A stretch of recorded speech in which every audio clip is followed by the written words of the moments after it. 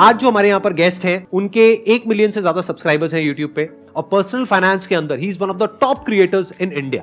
इन्होंने सीए किया हुआ है, सीएफए किया हुआ है, उसके अलावा एलएलबी भी करी हुई है। Let's give an energetic and warm welcome to the one and only Anant Ladda.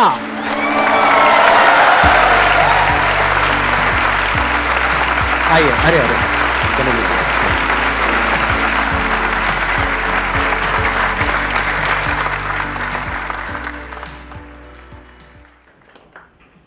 Sir, मेरे पास मोनिका मैम का फोन आया था। शी वॉज लाइक कि इस दिन आपको संदीप सर के साथ आना है, बात करना है, मिलने का मौका मिल रहा है, आप आ पाओगे? मैंने कहा मैडम आज मेरी शादी होती ना, मैं शादी को पोस्टपोन करा के आ जाता।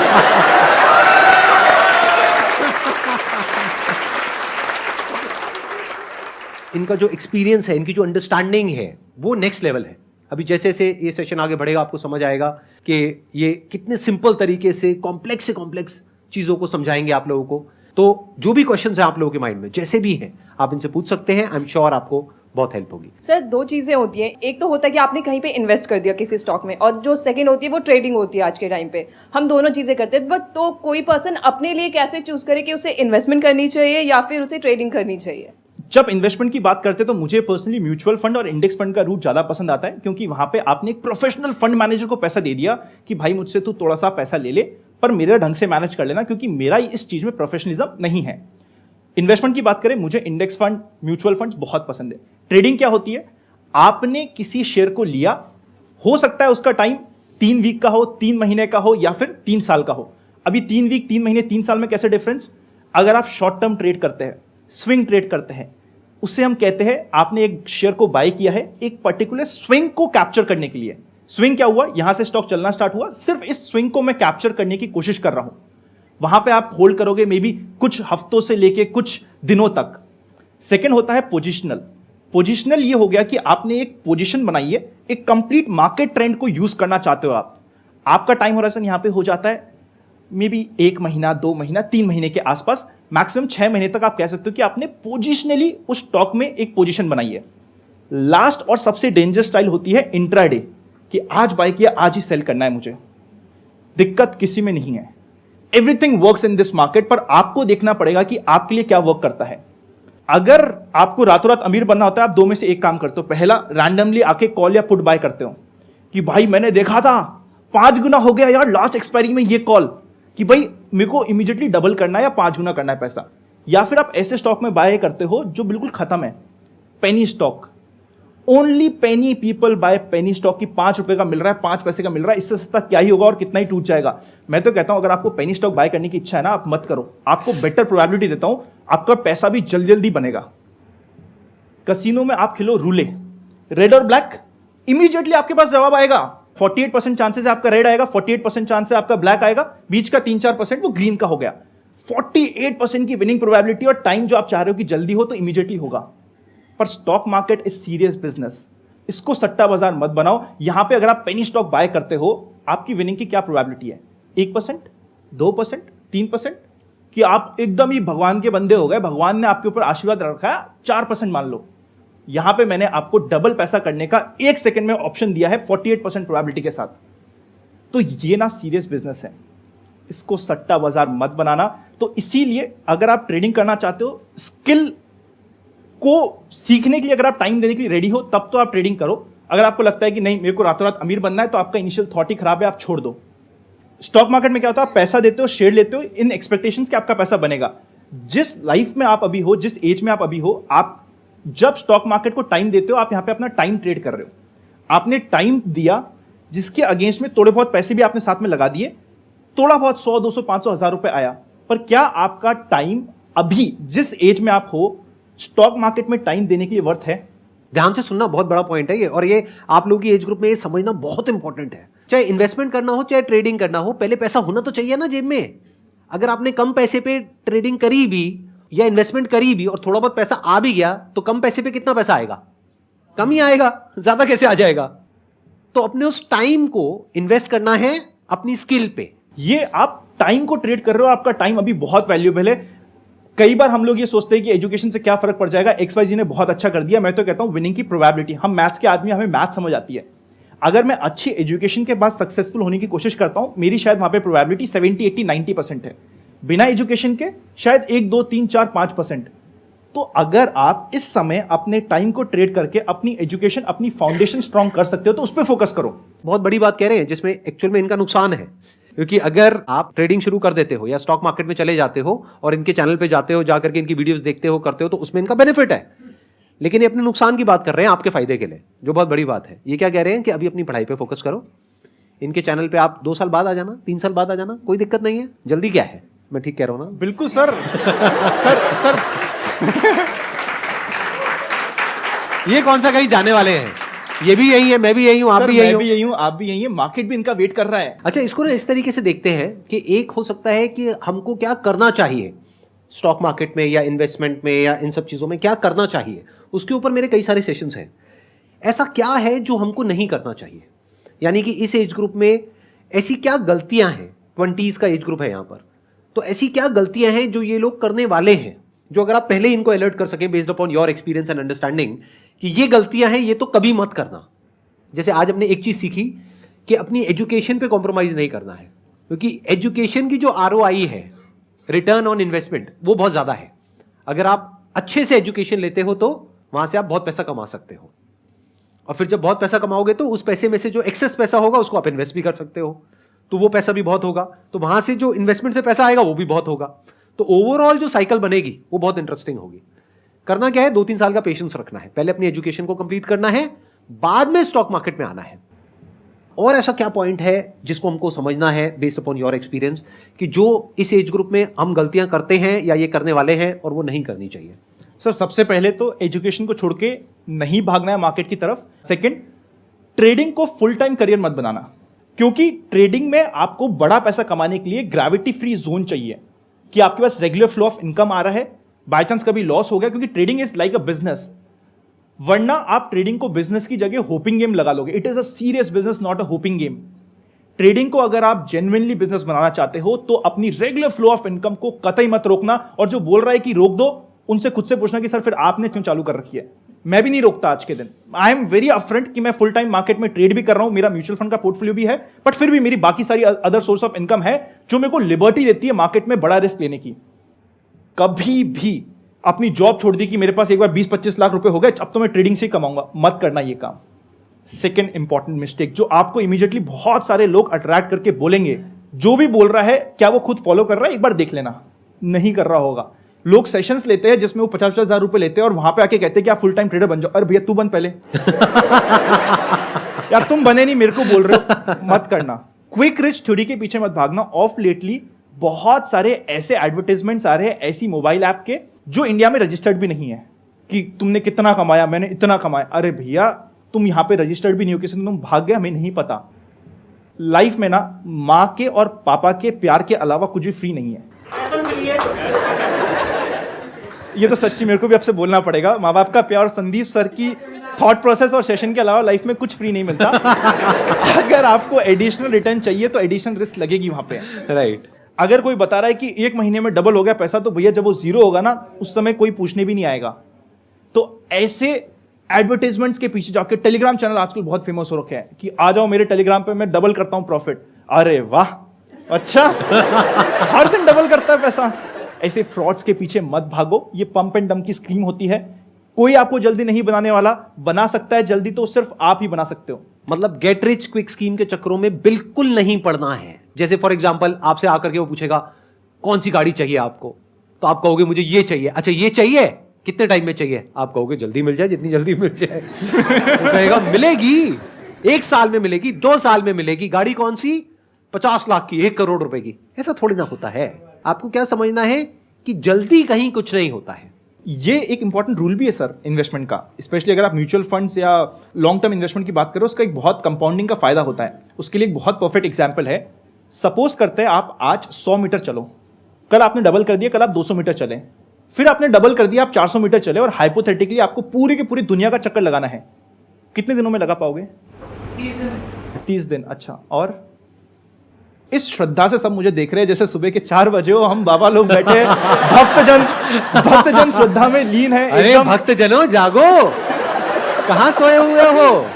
हम कोई सुनो ये penalty क्या नहीं कह रहे हैं, बोलो जवाब दो। कोई पेनल्टी नहीं लगाएंगे आप पे, पक्का आप वादा। गलत भी कहोगे तो आपको कोई नहीं मारेगा। 6 महीने देखो, इक्वेटोरियल सरकमफ्रेंस है रफली 40,075 किलोमीटर वर्ल्ड का।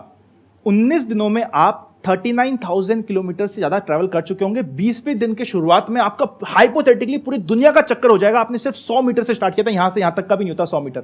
इसी की जगह आपने सोचा यार 20 दिन क्यों चलूं, मैं 10 दिन चलूंगा ना, बहुत हो गया ना, आधा तो दुनिया कवर कर लूंगा। 10 दिन में आप कितना ट्रैवल करोगे? Half of the world. आप पहले 10 दिन में कवर करोगे 77 किलोमीटर्स ओनली। आने वाले 10 दिनों में आप पूरी दुनिया का चक्कर लगाने वाले हो। इस तरीके से कंपाउंडिंग काम करती है। होता क्या है, हमने 4 साल इन्वेस्ट कर दिया, मार्केट टूटा, और हम इन्वेस्टमेंट का पोर्टफोलियो उस समय खोल के देखते हैं जिस समय मार्केट डाउन होता है। अब के समय तो सब अच्छा है, आहा आज की ऑडी कल की मर्सिडीज। जैसे ही मार्केट नीचे होता है हम पोर्टफोलियो खोलते हैं, हम कहते हैं अरे सट्टा बाजार है, देख लॉस हो गया, 4 साल हो गए। अरे भैया तू जर्नी पूरी तो कर, तू आया था 20 साल के लिए, 25 साल की बात कर रहा था, यहाँ पे 4 महीने में कोविड आ गया तो तेरे को डर लग गया। या तो तुम पहले अपना माइंडसेट लेके आते कि मैं 4 महीने के लिए इन्वेस्ट कर रहा हूं। आपको मंजिल तो पता होनी चाहिए ना, वरना तो आप कहीं पे भी चल जाओ, कहीं ना कहीं तो पहुंच जाओगे। सपोज करते हैं मैं इधर एक चौराहे पे खड़ा हूं, एक पर्सन मेरे पास आता है, आप ही मेरे पास आते हो, बोलते हो ये कहां जाएगा, मैं कहता हूं ये आपको संदीप सर के पास ले जाएगा। ये कहां जाएगा, मैं कहता हूं भाई ये रास्ता आपको कोटा ले जाएगा। ये कहां जाएगा, ये आपको नॉर्थ में ले जाएगा, शायद आप कश्मीर पहुंच जाओगे। फिर कहता ये कहां, भैया तेरे को जाना कहां है? का मुझे नहीं पता। तो भाई तू कहीं पे भी चल जा, कहीं ना कहीं तो पहुंच जाएगा। इसलिए आपको पता तो होना चाहिए आपने कितने समय के लिए इन्वेस्ट किया है। अब आपने 20 साल के लिए इन्वेस्ट किया है, 20 दिन बाद मार्केट में कोई क्रैश आ गया, आप उससे क्यों डर रहे हो? कंपाउंडिंग को टाइम तो दो सर। अच्छी चीजों को वक्त लगता है। यहां पे आने के लिए भी आई एम वेरी श्योर आपको वक्त लगा होगा। सो सर ये पॉजिटिविटी के लिए भी हमें टाइम तो देना पड़ेगा सर, कुछ ना कुछ समय देना पड़ेगा। जिस दिन सर का ये आया था कि सर मीट कर रहे हैं, I think I was the first one, क्योंकि मैंने इमीडिएटली सर का channel Touchwood is the only channel जिसमें मैंने सब्सक्राइब करके बेल आइकन बचा रखा है। मैं कहा इसके ये वीडियोस चाहिए, और कोई एक इसके अलावा एक और चैनल मेरे पास सब्सक्राइब नहीं है। इमीडिएटली मैंने शायद भर दिया होगा फॉर्म, मुझे शायद 2-2.5 महीने लग गए। अच्छी चीजों को टाइम लगता है, गुड थिंग टेक्स टाइम। थोड़ा सा वक्त दो, इन्वेस्टमेंट में थोड़ा सा कंपाउंडिंग को टाइम तो दो सर। वो 11 दिन से लेके 20 दिन तक रुको तो सही, आप पूरी दुनिया का चक्कर भी लगाओगे। एक्सीलेंट पॉइंट, बहुत बढ़िया। वो गोल क्या होना चाहिए? अभी ये गोल की बात कर रहे थे कि गोल होना चाहिए फाइनेंशियल प्लानिंग में। वो गोल क्या होना चाहिए? Patience is not a goal, patience is a virtue जो आपको वहां पे जाने में हेल्प करेगा। गोल क्या होना चाहिए? 40s में मेरे पास इतना अमाउंट होना चाहिए कि मैं उससे कुछ अपना बना सकूं, घर बना सकूं या कुछ भी बना सकूं। Exactly, let's give a big hand for her. है ना, परफेक्ट है ना बात? मतलब बेसिकली आपका गोल शॉर्ट टर्म होना ही नहीं चाहिए। अगर एक्चुअल में आप पैसा अच्छा बनाना चाहते हो तो, अगर अभी आपकी एज है 20 साल, तो आपका गोल यह होना चाहिए कि 20 साल बाद यानी 40 साल की एज में मेरे पास में इतना पैसा होना चाहिए।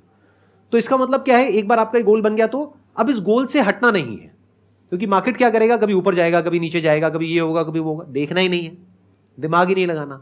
आपको बस मोटा मोटा दिमाग में ये बना करके रखना है कि जो आने वाले 20 साल हैं वो इंडिया के हैं। I am not just saying it, you can see it for yourself. देखो एक बार इंडिया में क्या हो रहा है, किस तरीके से हो रहा है। Do you buy this point? 100% connected with this point. I can prove this point.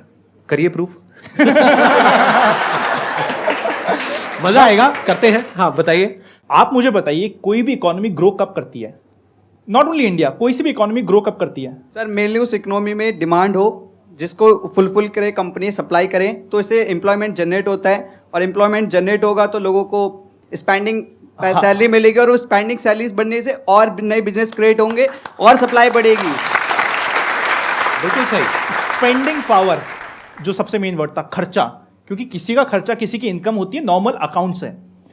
अब हमें यह सोचना है कि क्या इंडिया में खर्चा होगा। उसके लिए क्या करते हैं, सपोज करते हैं ये एक बड़ा सा हॉल है, हमारे यहाँ पे 100-150 लोग बैठे हैं। अभी तो यहाँ पे सारे यंग है, बट फिर भी आप घर पे आके एक्सरसाइज करेगा। घर को 2 पार्ट में डिवाइड कर दीजिएगा। एक तरफ ऐसे लोग रखिए जिनकी एज 30 से ज्यादा है, दूसरी तरफ ऐसे लोग रखिए जिनकी एज 30 से कम है। आप अपने दिल पे हाथ रख के बताइएगा, मोर ऑफन देन नॉट, कुछ एक्सेप्शन हो सकते हैं, कौन ज्यादा सक्सेसफुल है, किसके पास ज्यादा पैसा है, कौन लाइफ में ज्यादा सेटल्ड है। 30+। महंगा फोन किसके पास है? Below 30।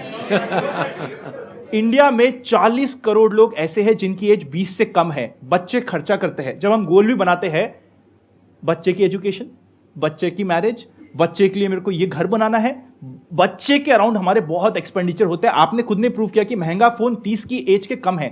India is one of the youngest nation in the world. खर्चा सोचो कितना होगा।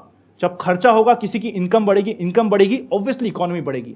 आप खुद मुझे बताओ, क्या आप आज से 10 साल बाद ज्यादा सक्सेसफुल हो गए, नहीं होगे? क्या आज से 10 साल बाद ज्यादा, आज जितना आप खर्चा कर रहे हो उससे ज्यादा खर्चा करोगे, नहीं करोगे? तो अगर आप खर्चा करोगे तो क्या कंपनीज ग्रो नहीं करेगी? तो आंसर आपके पास है। कोई वजह ही नहीं है कि ग्रोथ क्यों नहीं होगी अगले 20 साल में। जो भी चाहिए होता है ग्रोथ के लिए, एक बेसिक इंफ्रास्ट्रक्चर चाहिए होता है, इंटरनेट चाहिए होता है, एक यंग पॉपुलेशन चाहिए होती है, स्पेंडिंग पावर चाहिए होती है, अर्निंग पावर चाहिए होती है, वो सब आज हमारे पास में है और वो और इंप्रूव होता चला जा रहा है विद टाइम। पिछले कुछ टाइम में देखो कितनी यूनिकॉर्न्स बनी है। कंपाउंडिंग चल रही है सर, वहां पे भी लग रहा है। वहां पे भी कंपाउंडिंग चल रही है। हर कुछ दिन बाद देखो एक नई यूनिकॉर्न खड़ी हो जाती है। यूनिकॉर्न का मतलब सब लोग समझते हैं ना, मतलब एक ऐसी कंपनी जिसकी वैल्यूएशन है $1 billion, close to around 8,000 crore. ऐसी बहुत सारी कंपनीज हो गई हैं इंडिया में। तो अगर आप देखोगे, ध्यान से समझने की कोशिश करोगे, आने वाले जो 20 साल हैं वो इंडिया के हैं। तो इंडिया में फॉरेन इन्फ्लोज भी बढ़ने वाले हैं। तो अगर आज आपने प्रॉपर्ली इन्वेस्ट नहीं किया तो आप इस अपॉर्चुनिटी को मिस कर दोगे। 20 साल बाद बैठ करके रो रहे होगे। अब दूसरा पॉइंट आता है कि अगर आपको यह बात समझ आ रही है तो अपना गोल बनाओ 20 साल बाद का। मेरे से अगर पूछोगे मेरा गोल क्या है, वो है 20 साल कि अगर आज मैंने म्यूचुअल फंड में पैसा लगाया है, इंडेक्स फंड में लगाया है, मैंने डायरेक्टली स्टॉक्स में नहीं लगाया है, ना मैं ट्रेडिंग करता हूं, ना मैं स्टॉक्स में डायरेक्टली इन्वेस्ट करता हूं, या तो म्यूचुअल फंड्स के थ्रू करता हूं या इंडेक्स फंड के थ्रू करता हूं। तो मैंने जो अपना गोल बनाया हुआ है that is absolutely clear in my mind 20 साल। लॉन्ग टर्म में क्या होता है कि जो लॉस होता है ना या प्रॉफिट होता है वो परसीव्ड होता है, एक्चुअल नहीं होता है। दोनों में बड़ा फर्क है। ट्रेडिंग में क्या हो रहा है, आप शॉर्ट टर्म में कर रहे हो काम, तो 100 रुपए का 90 रुपए रह गया तो वो परसीव लॉस नहीं है, क्योंकि आपने लिया ही शॉर्ट टर्म के लिए था। आपने सोच करके लिया था कि मैं 1 महीने के लिए ले रहा हूं, तो 1 महीने के अंदर अगर वो 90 रुपए टच कर गया तो आपको बेचना है, ये रूल है आपका। नहीं तो वो 10 रुपए भी रह सकता है। बट लॉन्ग टर्म में क्या होता है कि जब आपने अपना एक गोल बना लिया, जो अभी थोड़ी देर पहले हमने बात करी थी कि अपना एक 20 साल का आपने गोल बना लिया। मानो मैंने अपना एक गोल बना लिया 20 साल का, मेरा मान लो 1 लाख का पोर्टफोलियो है, उसमें से 50,000 रुपए मैंने लगा दिया म्यूचुअल फंड में, 50,000 मैंने लगा दिया इंडेक्स फंड में। अब हुआ क्या, 5 साल बाद मार्केट क्रैश कर गया। हर 5-10 साल में एक बार एक बड़ा क्रैश आता ही आता है। मान लो आधे से क्रैश कर गया, तो क्या मुझे 50,000 का लॉस हो गया? लगाओ दिमाग। लॉस तब हुआ अगर मैंने वो लॉस बुक किया, यानी मैंने बेच दिया तो, मैं बाहर निकल गया तो। नहीं तो वो परसीव्ड लॉस है, वो किताबों में दिख रहा है, एक्चुअल में नहीं है, क्योंकि मार्केट फिर 1-2 साल बाद वापस से ऊपर आएगा। और हर बार जब नीचे के बाद में ऊपर आता है तो पुराने हाई को तोड़ देता है। जैसे कोविड के टाइम पे जो पीक थी सेंसेक्स की, I think that was around 40-45,000 के आसपास में, और एक बार को मार्केट नीचे गया 26,000 तक भी गया था। अभी जो नई पीक बनाई है वो 62,000 के आसपास है। तो अगर कोविड के टाइम पे क्रैश हुआ मार्केट और आपने बेच दिया तो वो एक्चुअल लॉस हो गया आपका। बट अगर आपने होल्ड करके रखा, क्योंकि आपका मोटिव शॉर्ट टर्म है ही नहीं, आपका मोटिव 20 साल का है, तो लॉस कहां हुआ? लॉन्ग टर्म में तो आप 20 साल के लिए आराम से बैठे हो, आपको क्लियर नजर आ रहा है कि 20 साल में आगे ग्रोथ आनी ही आनी है, तो 20 साल में ये होगा, बस खत्म। तो 20 साल तक देखना नहीं है क्या ऊपर जा रहा है क्या नीचे जा रहा है। बिल्कुल ऐसा है जैसे किसी घर में आप रह रहे हो, आपने वो खरीदा घर मानो 50 लाख रुपए का। अब आपने डीलर से जाकर के पूछा, हाँ भाई कितने का है? उसने कहा 30 लाख रुपए का। तो क्या करोगे, घर बेच दोगे? क्या करोगे? रहोगे ना उसी घर में 2-4 साल, 5 साल, 10 साल, फिर वापस वो 1 करोड़ का हो गया तो क्या करोगे, बेच दोगे? बट मान लो आपकी एक विजन है, एक गोल है कि इस घर में मुझे इतने साल ही रहना है, मानो 20 साल तक रहना है, क्योंकि ये 3 BHK है जब तक कि आपके 2 बच्चे हैं। बट मान लो आपके बच्चे हो जाते हैं 20, तो अब आपको बड़ा घर चाहिए ना। हंस क्यों रहे हो? 20 ज्यादा हो गया क्या? कोशिश करो, सब होगा। एवरीथिंग इज पॉसिबल, आसान है। तो 20 साल में there is a strong possibility कि उस प्रॉपर्टी की वैल्यू जितने की आपने ली थी 20 साल पहले उससे ज्यादा ही होगी ना। तो इसलिए गोल सेटिंग बहुत इंपॉर्टेंट है इन्वेस्टिंग में।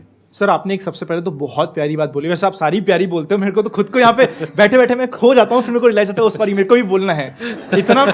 अभी तक सर आप मानेंगे नहीं सर, 1 साल पहले भी 1 साल नहीं 1.5 साल पहले तक भी मैं अप्लाई कर रहा था कि मैं वहाँ पे आ जाऊँ। नहीं आ पा रहा था बिकॉज मैं कोटा में रहता था। अब मुझे बाद में रियलाइज हुआ कि आप वो फिल्टर में हटा देते हो कि हम कोटा वालों को नहीं आने देंगे, सॉफ्टवेयर में नहीं आता है, सॉफ्टवेयर में हटा देते इनफैक्ट हैं। यहाँ पे कुछ लोग आए होंगे कोटा से, कोई आया है दिल्ली के बाहर से? कितने लोग आए हैं?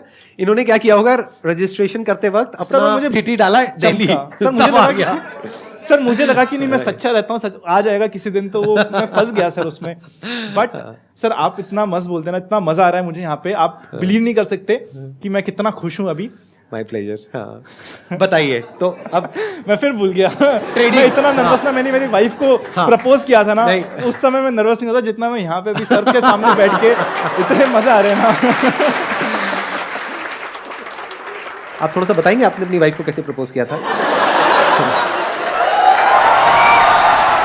थोड़ा टॉपिक को चेंज करते हैं ना, मतलब कैसे मिले, क्या थोड़ा लव स्टोरी बीच में एक? सर अरेंज मैरिज है, फैमिली ने मिलाया था, मिलाने के रफली 3 महीने बाद तक मैंने रिप्लाई नहीं दिया बिकॉज मेरे एक एग्जाम आया हुआ था। मैंने कहा मैं एग्जाम के बाद इस पे ध्यान लगाऊंगा, क्योंकि घर वाले बोल के रखे थे कि बेटा प्यार मोहब्बत धोखा है, पढ़ ले बेटा मौका है, तो मैं पढ़ने पे ध्यान दे रहा था। फिर जब शादी फाइनल हुई और रोका हुआ, सो इनकी फैमिली बहुत ही चिल्ड थी, सो हम लोग शादी से पहले भी काफ़ी घूमे, काफ़ी वेकेशंस हुई। एक्चुअल प्रपोज मैंने इन्हें किया था हमारे हनीमून पे, जब हम न्यूजीलैंड गए थे। हम लोग ने स्काई डाइविंग करी, ये स्काई डाइविंग करके नीचे आया और नीचे लिखा हुआ था will you be my wife, इस तरीके से प्रपोज किया था। बहुत बढ़िया।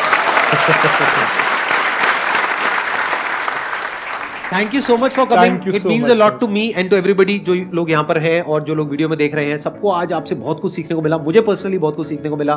Thank you so much for coming sir completely my pleasure, thank you. Thank you ji.